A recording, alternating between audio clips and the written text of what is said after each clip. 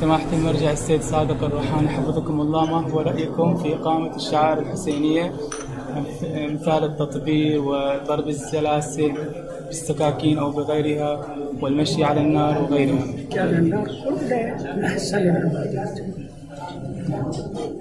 أحسن المشي على النار يجوز، لا يجوز، لكن التتبير